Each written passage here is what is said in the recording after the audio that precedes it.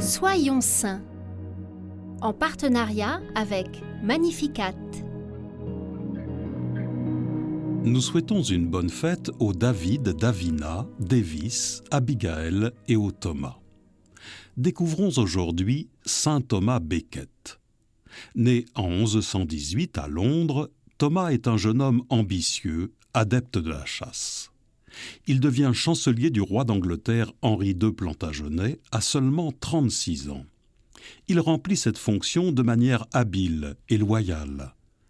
L'Église d'Angleterre n'est pas encore séparée du pape, mais Henri II et le pape Alexandre II se querellent au sujet de l'immunité ecclésiastique.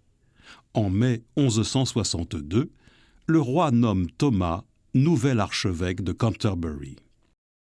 Il s'attend à ce que son nouveau chancelier lui soit là aussi fidèle et pense que le nouveau chef de l'Église anglicane va se ranger de son côté. Mais Thomas, en devenant évêque, s'est converti.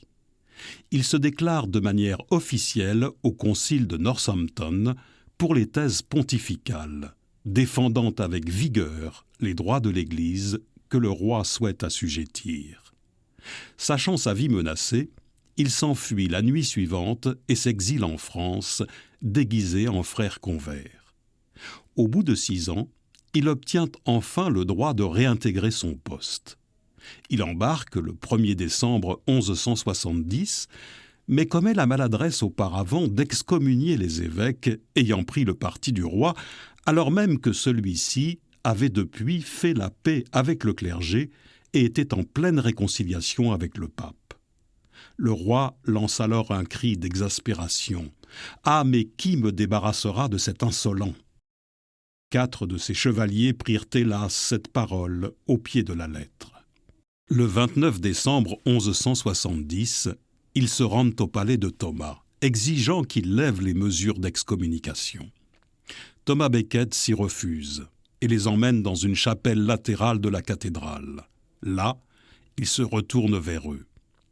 « Je meurs volontiers pour Jésus et pour la Sainte Église », leur dit-il avant d'être assassiné à coups d'épée. « Seigneur Dieu, tu as donné à saint Thomas Becket une telle grandeur d'âme qu'il sacrifia sa vie pour la justice. »